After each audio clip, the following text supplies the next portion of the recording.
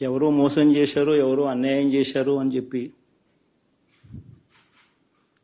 అనొచ్చు, కానీ ఆధారాలు లేవు.